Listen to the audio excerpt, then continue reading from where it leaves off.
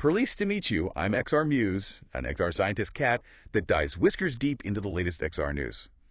With me today are two of my AI co-hosts, Schrodinger 1 and Schrodinger 2.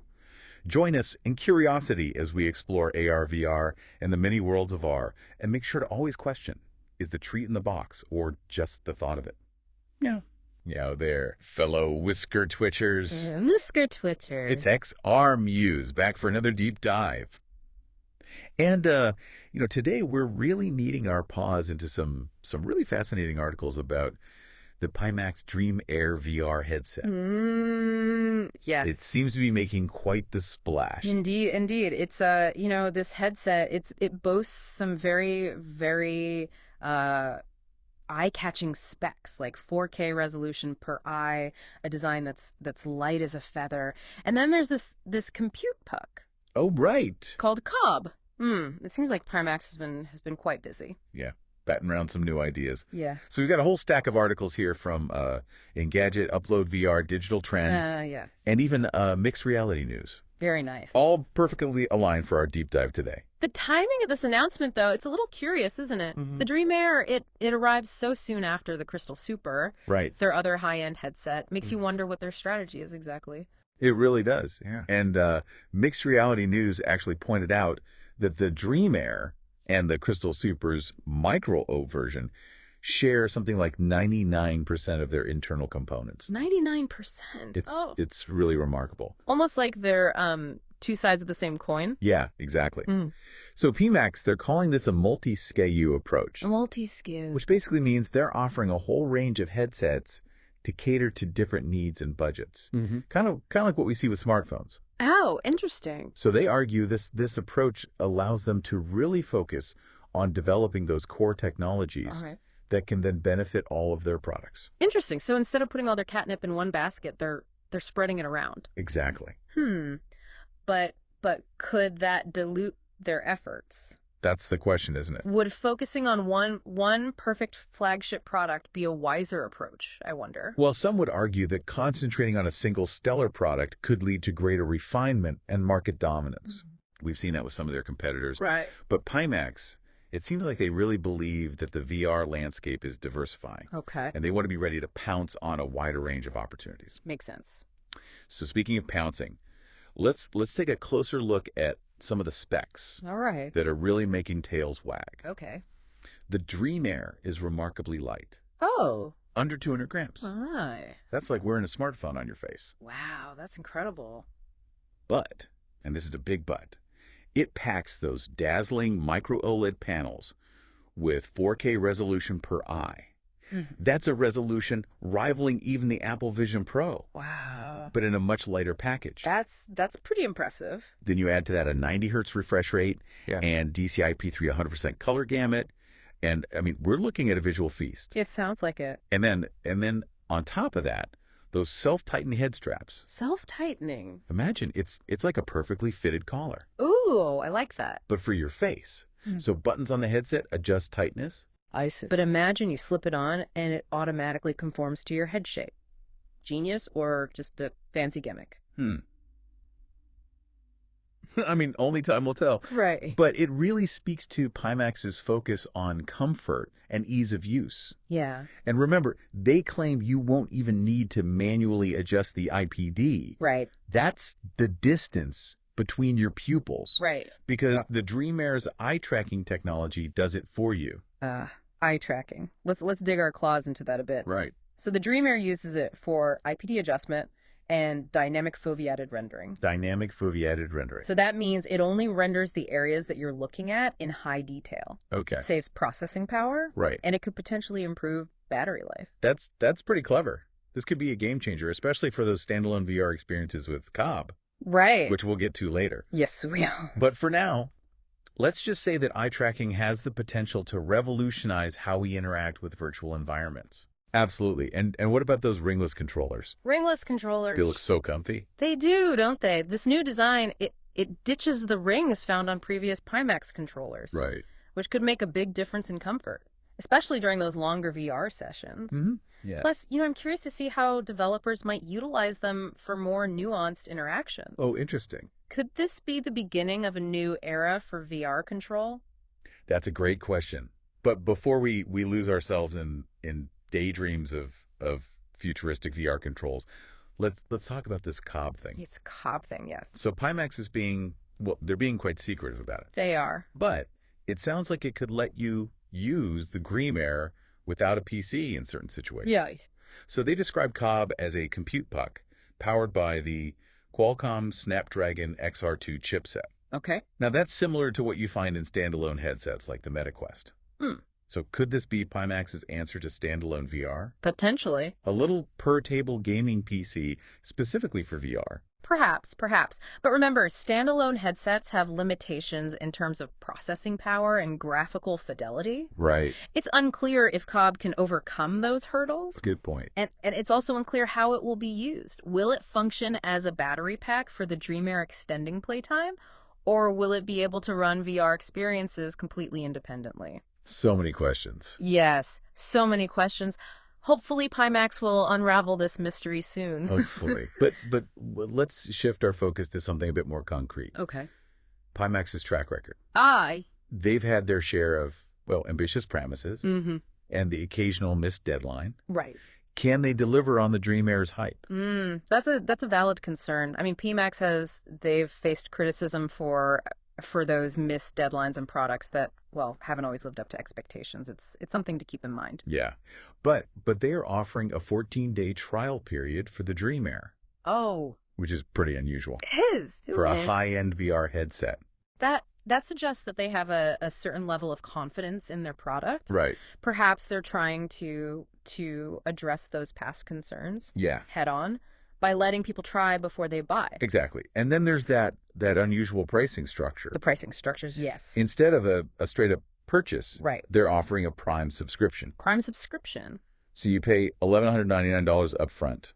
Okay. To try it for 14 days. Right. And then there's a monthly fee of $32.99 for 2 years if you keep it. So if you subscribe, the total cost, it comes to around $19.91 once. Right.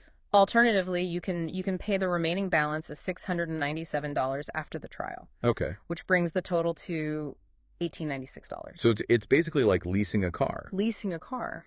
But for your VR headset, it makes the Dream Air more accessible up front. Yeah. But some might prefer to just own it outright.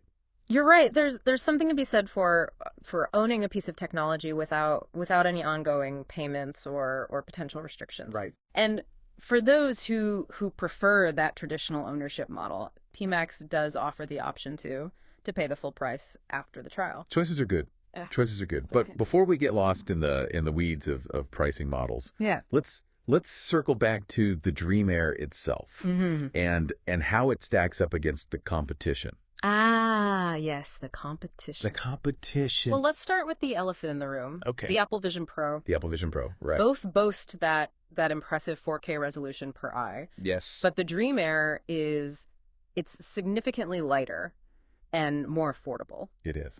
However, the Vision Pro, it offers a wider field of view and that advanced operating system with mixed reality features. Yeah, it's a classic case of trade-offs. The Vision Pro is like the luxurious cat tree with all the bells and whistles, while the Dream Air might be the more practical scratching post for those on a tighter budget. Indeed.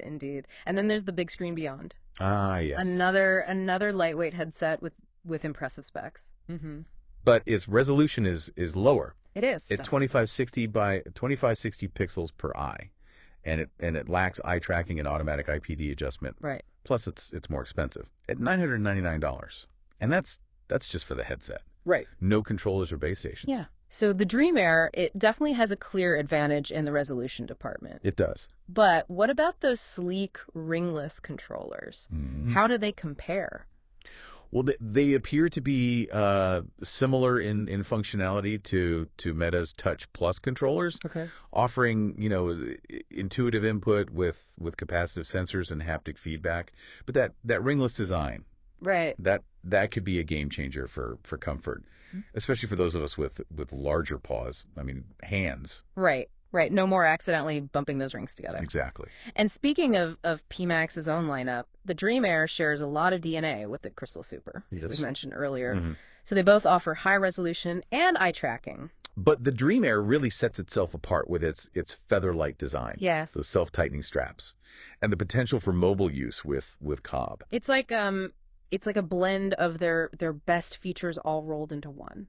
So the Dream Air is really carving its own niche within Pimax's family. Mm-hmm. It'll be interesting to see if this becomes their breakout product. Yes. For a wider audience. Agreed. Now let's return to that mysterious Cobb compute puck. Okay. This little device could potentially unlock a new level of portability and versatility for the Dream Air. Imagine being able to enjoy high-fidelity VR experiences on a plane, train, or even just curled up on the couch. Right. Without being tethered to a PC. The possibilities, they're intriguing. They really are. So Pimax has been rather tight-lipped about Cobb specifics. They have.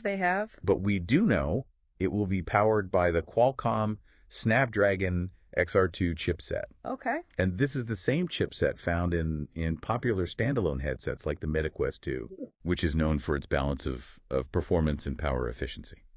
So is Cobb essentially a miniaturized gaming PC designed specifically for VR? It could be. Could this bridge the gap between tethered PC VR and standalone headsets? That's the question, isn't it? I mean, it has the potential to be a game changer, allowing for high quality VR experiences without the need for a bulky PC setup. But we need more information from Pimax. We do. How much power will it actually have? Right. Will it be able to run demanding VR games smoothly? And what about battery life? Yes, the battery life. Will it be a separate unit that attaches to the headset, or will it be integrated somehow? Exactly. These are all questions that remain unanswered. Pimax has promised to reveal more about Cobb in the coming months. Okay. But for now, it remains shrouded in a veil of mystery. Speaking of mysteries, let's address another one. Pimax's history of ambitious promises and occasional stumbles. It's a factor that potential buyers will need to consider. It's true. It's true. It's important to acknowledge those past challenges. It is. But it's also worth noting that Pimax has been making efforts to improve their communication and transparency. That's good. They've been more active on social media. Okay. Engaging with the community and addressing concerns directly. And they've also implemented a new pre-order system. They have. With more flexible refund options. Right. Which suggests they're taking steps to build trust with their customers. Exactly.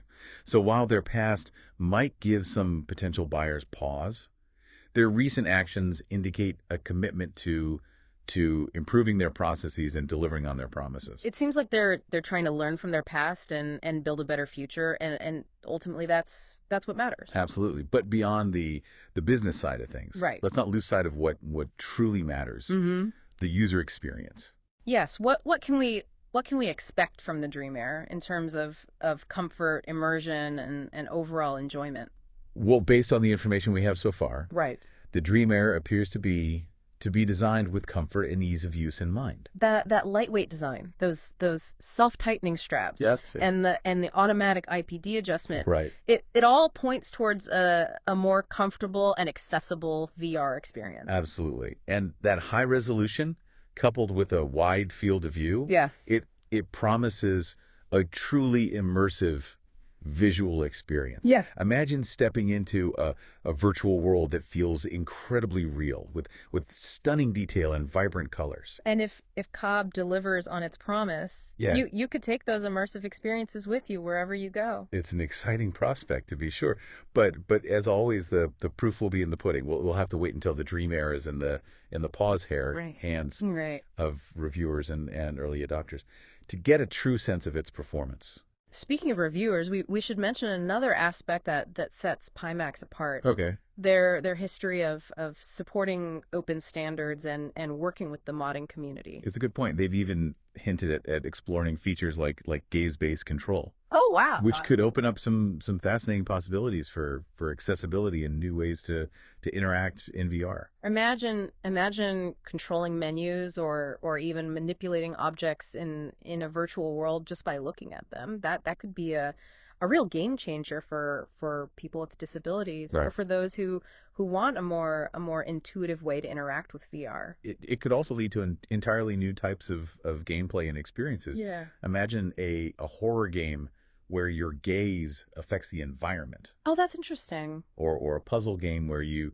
solve challenges using only your eyes. The possibilities are vast. That's what makes this whole XR space so exciting. The potential for innovation is seemingly limitless. It is. It is. The Dream Air, with its impressive specs, innovative features, and potential for mobile use, could be a significant step forward for VR. But it's ultimately up to Pimax to prove they can execute their vision effectively. It's a wait and see situation, but one we'll be watching very closely. We will, but let's not forget we still have one more segment to go. That's right. In part 3, we'll step back and look at the bigger picture. What does the Dream Air tell us about the future of VR? What are the implications for gaming, entertainment, and even professional applications? Stay tuned, fellow Whisker Twitchers. We'll be back in a flash to finish our deep dive into the Pimax Dream Air. Welcome back, fellow explorers of the digital frontier. We're in the final stretch of our deep dive into the Pimax Dream Air, and it's time to zoom out a little bit and consider the bigger picture. Precisely. We've examined the Dream Air's features, compared it to its rivals, and now it's time to ponder what it all means for the future of virtual reality. What does the Dream Air's, emergence tell us about the state of the VR industry? Is it just another shiny new toy? Or is it a sign of something more significant? Well, what's fascinating is this clear trend towards higher resolution and lighter, more comfortable designs. Right. I mean, for years, VR headsets have been these bulky, cumbersome contraptions. Yeah. With visuals that left something to be desired. Yeah, they weren't great. But the Dream Air, along with headsets like the Big Screen Beyond and the Vision Pro, they signal a shift towards a more mature and user-friendly VR experience. Yeah, it seems like the industry is finally shedding its awkward kitten phase and stepping into a sleek, sophisticated era. Indeed. But what does this evolution mean for the various applications of VR? Well, the implications are vast. Imagine surgeons using VR to practice complex procedures with incredible precision. Architects designing buildings in immersive 3D environments that allow them to experience the space before it's even built. Or artists creating breathtaking virtual worlds that blur the lines between reality and imagination. Those are some truly awesome possibilities. They are. But let's not forget about gaming. Right. The perennial favorite. Of course. I mean, a lightweight, high-resolution headset with eye tracking sounds like a gamer's dream come true. It does, doesn't it? The Dream Air could significantly enhance the level of immersion and realism in VR gaming. Right. Imagine experiencing those fast-paced action games with crystal clear visuals where every detail is crisp and vibrant, or exploring those vast, richly detailed virtual worlds that feel truly alive, reacting to your every glance and movement. And those ringless controllers. Yes. No more accidental bumps or fumbles, just smooth, intuitive control. Could this be the start of a new era for VR gaming? It certainly has the potential. But let's not get ahead of ourselves. We still need to see how developers will utilize these new features and how the Dream Air performs in real world scenarios. Right. Speaking of real world scenarios, let's revisit that intriguing Cobb compute puck. Cobb, yes. If it lives up to its promise of portable, high fidelity VR experiences, it could be a real game changer. Don't you think? Absolutely. It could blur the lines between tethered PC VR and standalone headsets. Yeah. Offering users the best of both worlds. The power and fidelity of PC VR, but with the freedom and portability of standalone devices. Imagine being able to enjoy high-end VR games on the go. Yes. Without sacrificing visual quality or performance. I mean, that opens up a whole new world of possibilities. Yeah. Precisely. Cobb, it could make VR more accessible and integrated into our daily lives. Imagine slipping on your Dream Air with Cobb attached during a long flight, immersing yourself in a breathtaking virtual world while soaring above the clouds, or using it to collaborate with colleagues in a virtual meeting room that feels as real as being there in person. That's a future I can definitely get behind. But let's be realistic for a moment. Okay. The VR industry has seen its share of hype cycles. It has. And false starts. Is this time different? Is VR finally ready to pounce into the mainstream? Well, while it's wise to remain cautiously optimistic, there are several factors that suggest VR is reaching a tipping point. Do tell. We're all ears. Well, technically we have ears, but you know what I mean. Well, first and foremost, the technology is maturing. We're seeing these significant leaps forward in display resolution, processing power, tracking accuracy, and ergonomics. Yeah. The days of blurry visuals, clunky headsets, and motion sickness are fading into the past. It seems like we're entering a new era of VR. One where comfort and visual fidelity are no longer afterthoughts. Exactly. And as the technology improves, so too does the content. We're seeing a growing library of high quality VR games, experiences, and professional applications being developed. Plus, the price of entry is becoming more reasonable. Mm-hmm. While high-end headsets like the Dream Air still come with a premium price tag. Right. There are now more affordable options available. Yes. For those who are curious about dipping their paws into the VR waters. Indeed, indeed. The growing ecosystem of hardware and software is creating this positive feedback loop. Yeah. Driving further innovation and adoption. It does feel like the stars are aligning for VR to finally break into the mainstream. It does. But as with any emerging technology, there are still challenges to overcome. Of course, of course. User adoption is still a hurdle. VR, it needs to become more accessible and user-friendly to reach a wider audience. Right. Content development is also crucial. We need more compelling and diverse VR experiences to keep users engaged. Right. And standardization is important to ensure compatibility across different platforms and devices. Right. So there's still work to be done. But with companies like Pimax pushing the boundaries and innovating at a rapid pace, the future of VR looks bright. It does. And maybe a little bit furry.